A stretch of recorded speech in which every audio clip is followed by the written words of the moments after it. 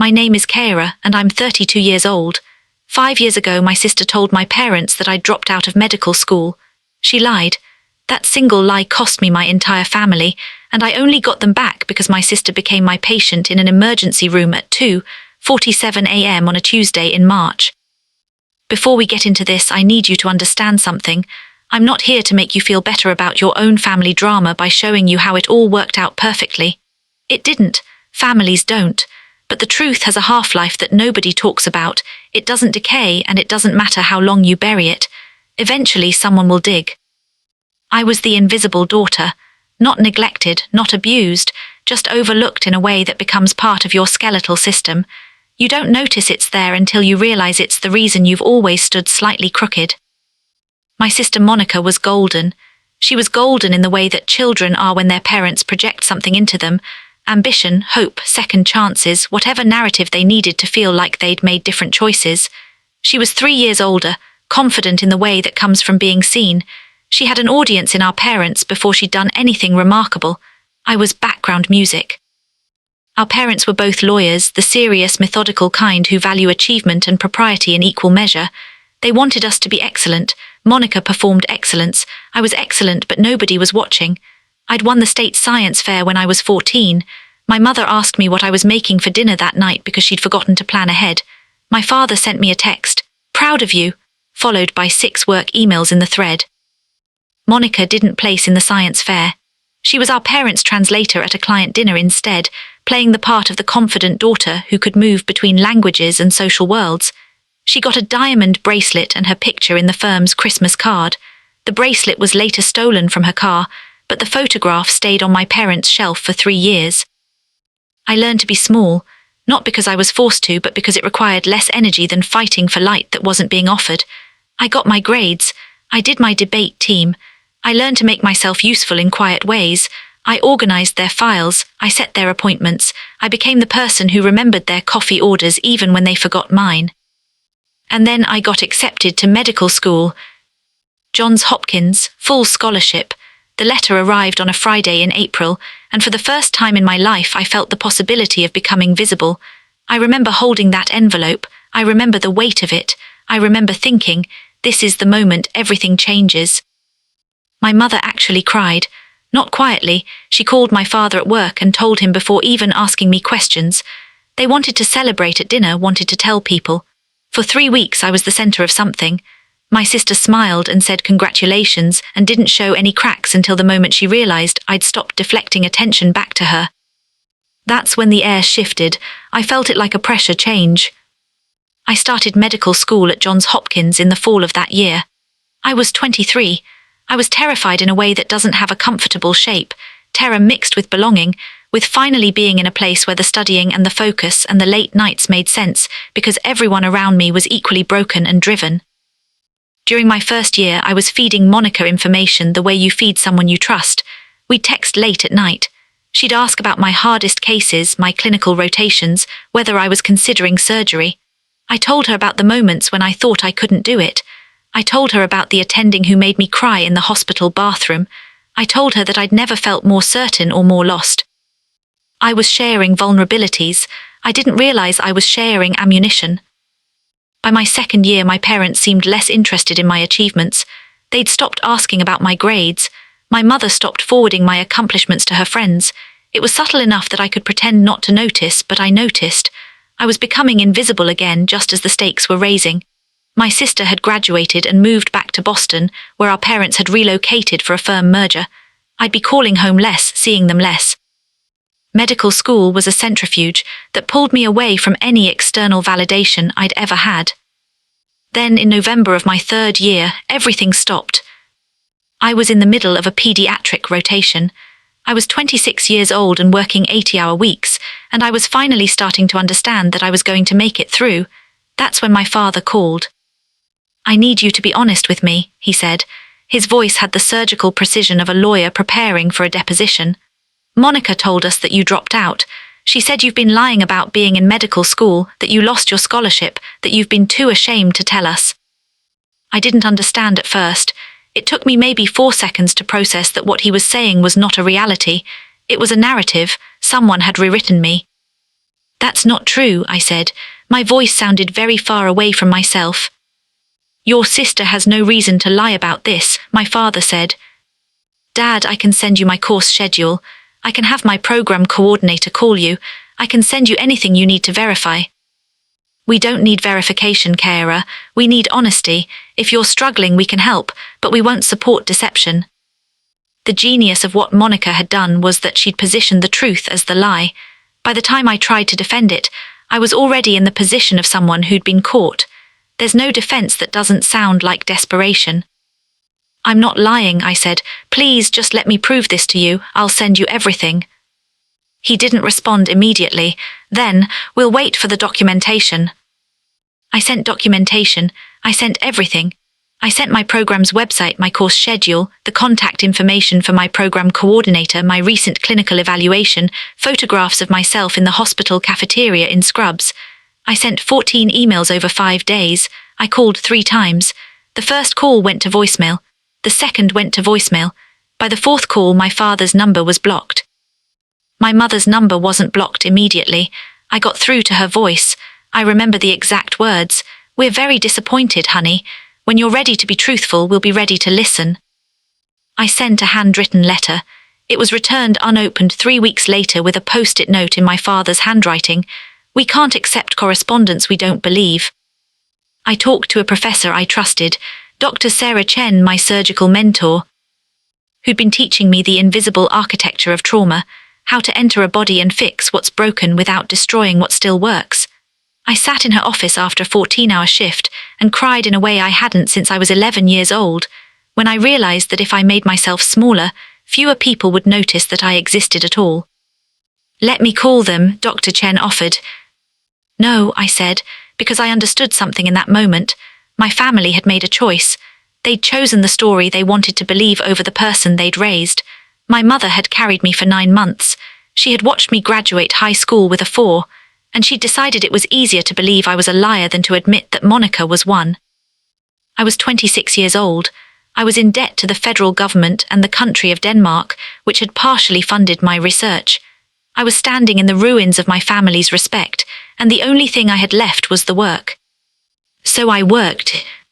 I poured myself into medical school like it was a blood transfusion. I studied until my eyes couldn't focus. I showed up for every rotation with the kind of quiet competence that makes people stop asking questions and start asking for you specifically. Dr. Chen became my mentor in the way that some people become your chosen family without ever having a conversation about it. She recommended me for a surgical residency at hospital for special surgery in New York. She wrote me a letter of recommendation that had more power than any parental support ever could, because it was chosen. She wasn't obligated to see me. I matched into my first choice program. I was 27. I didn't tell my parents. I didn't call. I didn't send them anything. I had tried 14 times. I had sent documentation that proved the reality they refused to accept. I had learned that some people prefer the architecture of a lie to the foundation of a truth, and I couldn't rebuild them. 5 years passed this way. I became a vascular surgeon. I specialized in reconstruction, taking damaged vessels, damaged tissue, damaged architecture, and restoring function. I was very good at it. I built a life in New York that had nothing to do with my family. I had colleagues who became friends. I had mentors who became family. I had a small apartment in Washington Heights and a hospital ID that said Dr. Kara, and I learned how to be seen without needing anyone's permission to exist. My sister never reached out.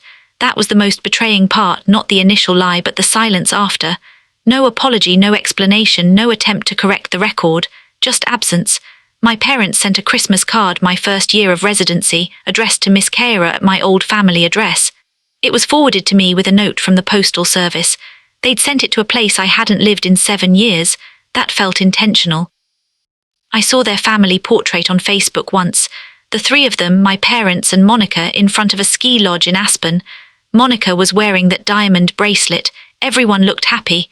There was no 4th space in that photograph. I had made peace with this. Not forgiven, I want to be clear on this distinction. I had made peace with the fact that my family had chosen a comfortable lie over an inconvenient truth, and that peace meant letting them go. Dr. Chen told me something once. The thing about vascular surgery is that you don't get do-overs. You cut, you repair, and you either restore the blood flow or you don't. Sometimes the tissue is too far gone. Sometimes you have to accept that the limb can't be saved and move to salvage the body. I understood that she wasn't talking about blood vessels. I was 32 when it happened. I was finishing a double shift, a trauma surgery followed by a planned reconstruction. It was a Tuesday. It was 2:47 a.m. The emergency room called up to the trauma bay where I was finishing paperwork. There'd been an accident, single vehicle collision on the FDR drive. One patient, female, early 30s, severe leg trauma, arterial bleeding. They needed a vascular surgeon who could handle vessel repair and reconstruction. I was already scrubbing in when I saw the chart. Monica Knightley, age 28, emergency contact, parents' phone number. I stood there for maybe 5 seconds with soap and water running down my forearms and felt the entire universe compress into something the size of a bullet. Then the surgical nurse said, "Dr. Kara, we need you now," and I stepped into the operating theatre where my sister was lying sedated and bleeding with a compound fracture to her femur and a lacerated femoral artery. Here's the thing nobody tells you about surgical training. You learn to compartmentalize so completely that it becomes a survival mechanism. I stopped being the sister. I became the surgeon.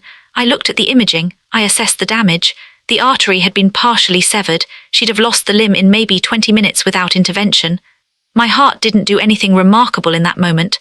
My hands didn't shake. I was the container that held someone's life, and that container had to be steady. The surgery took 4 hours. I repaired the artery using microsurgical technique. I used sutures so fine they're measured in fractions of millimeters. I restored blood flow. The limb would survive. She would survive. By the end of it, there was no part of me that was my sister's sibling. I was entirely the surgeon, and the surgery was the only thing that mattered. When Monica woke up the next morning, I wasn't there. I'd handed off her care to another attending, and I had gone home, and I had sat in my apartment for 3 hours without turning on the lights. The hospital protocols required me to disclose the conflict of interest. By noon, the chief of surgery knew that my family was involved. By 2 p.m., the hospital ethics board had been notified. By 5 p.m., my sister had been transferred to another surgeon's care, and I had been asked to sit out the rest of her treatment. I should have felt relief. I felt nothing. I felt the absence of feeling, which is what surgeons feel when they've cut something out, and the space it left is still too new to understand what was lost. My parents came to New York. That's what emergency rooms do. They collapse distance. Suddenly, the people who had blocked your number 7 years ago are driving toward you in darkness because their daughter is in a hospital bed. I didn't plan to see them. I wasn't planning to do anything except continue existing in the way I'd learned to exist, useful, present, emotionally sealed. But Dr. Chen did something I didn't ask for. She sent me to the hospital chapel where my parents were sitting, and she told me that I owed it to myself to have the conversation I'd been rehearsing for 5 years. I found them on a wooden bench beneath a window that was designed to look like stained glass, even though it was plastic. My father was reading the Bible like it might contain instructions for crisis management. My mother was staring at nothing. My sister was upstairs, sedated, with her leg wrapped and her vessel repaired, and her blood being circulated by the body that had learned to work without my family's approval. "It's me," I said. They turned. My mother made a sound like she'd been hit. "Kara," my father said. He stood up. He was older, aren't they always? 5 years looked different on his face. It looked like regret, which is not the same as apology. "I'm the one who performed the surgery on Monica," I said. I had decided to start with facts. Facts are the only things that can't be misinterpreted into a different shape. "We know," my father said. "The hospital contacted us. We knew immediately when we saw the surgeon's name." "I called 14 times, I said. My voice was steady because I'd practiced this in the shower in my car in the moments before sleep. "I sent you emails. I sent you documentation. I sent you a letter. I offered to have my program coordinator call you. I offered to have my attending physician call you. I offered to send you my course schedule, my clinical evaluations, my research publications, my board certification.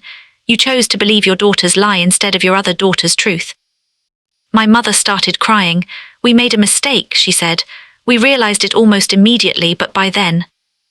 "It took 5 years for you to realize?" I asked. "Monica lied, not once. She fabricated a narrative about my entire medical career, and you believed it because it fit the story you wanted to believe about me." My father sat back down. He looked like someone who'd just realized that the ground beneath him was not as solid as he'd thought. "Kara," he said, "I'm sorry, we're so sorry." "I don't know what you want me to do with that," I said, because I didn't. I had spent 5 years building a life that didn't require their apology. I had become successful without their recognition. I had become myself without their permission. And now they were offering me something that felt less like repair and more like an acknowledgement of damage, which is not the same thing at all. "We understand if you can't forgive us," my mother said. "I don't forgive you," I said. "That's not what I'm here to do. I'm here because your other daughter is upstairs in my hospital, and she has severe trauma to her left leg, and the only reason she has a left leg is because I repaired the vessel before it was too late. I did that as a doctor, not as a sister, as a doctor." My father nodded. He looked at his hands. "But also," I continued, "I want you to understand what happened here. Monica lied. She calculated that you would believe her instead of me. She was right. The problem isn't that she lied. The problem is that you were willing to believe it. You have 2 daughters. One of them is a surgeon at one of the best hospitals in the country. The other one is a liar who nearly got herself killed on the FDR drive at 2 a.m. And somehow you chose to believe the liar. So before you ask for forgiveness, you need to understand why that happened. You need to understand what about me made it easier to disbelieve than to simply ask me to prove it." My mother was crying harder now. "The truth doesn't expire," I said. "It doesn't matter if I prove it in 5 minutes or 5 years. The truth is that I never dropped out.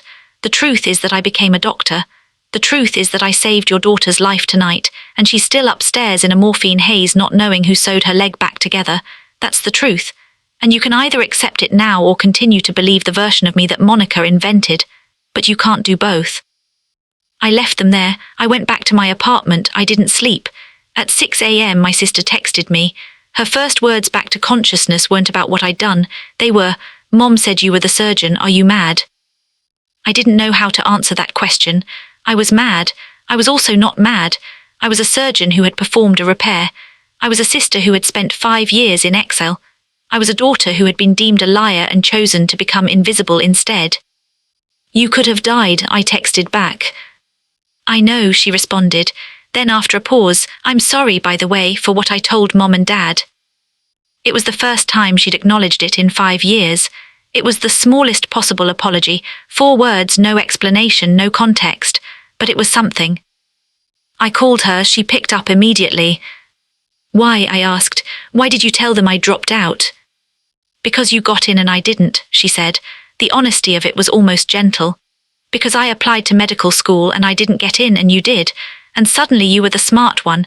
You were the one with the path, and I realized I was going to lose my place in the story if I didn't do something. So you created a new story where I was the failure," I said. "Yes," she said. There was no point in her denying it. "And they believed you." "Because they wanted to," she said. "I've been thinking about this a lot, like really a lot. I got sober a year ago. I went to therapy, and my therapist made me sit with the fact that I'd destroyed my relationship with my sister so that I could feel better about myself. And then you saved my life, and I had to sit with the fact that you had become everything you wanted to be without my family's help, without anyone's help. You just became it." I was quiet. "I'm sorry," she said. "I know that's not enough, but I am, and I want to try to fix it if you'll let me." "I don't know if it can be fixed," I said, "but maybe we can start with not breaking it further." The reconciliation was not a moment. It was a series of small, awkward moments that looked nothing like the family reunion movies suggest they should look like. My parents came to visit. We had coffee at a cafe near my apartment, and the first 20 minutes were so formal and strange that it felt like a therapy session. My mother cried. My father kept trying to explain his reasoning, and each time he did, I could feel him realizing how weak the reasoning sounded. Monica came, once she was discharged and could navigate the city on crutches. We sat in my apartment, which they'd never seen, which was the only space that belonged entirely to me, and we didn't talk about the past so much as we acknowledged it. "I didn't know how to be second," Monica said, "and when I realized you were going to be first, I couldn't let that happen." "And now," I asked. "Now I know you didn't ask for any of it," she said. "First place, the surgery, any of it, you just did the work." We didn't have a 4-plate family dinner. That's not how real reconciliation works. What we had instead was a series of tentative conversations. My mother learned to text me. And sometimes those texts were just, "I was thinking of you," instead of anything with a demand attached. My father started asking about my work, real questions, not performative ones. Monica went to therapy for real this time, and she actually did the work of understanding why she'd needed to destroy me in order to feel okay about herself. It took months before I could be in a room with my mother without feeling something tight in my chest. It took longer before I could accept that she had genuinely believed the lie, which was somehow worse than if she'd simply not cared. Because belief is a choice. She had chosen the story she wanted to believe. But here's what I learned: you can't unkill something, you can't unsever an artery. What you can do is repair it and hope that the vessel holds. 6 months after the accident, we went to dinner.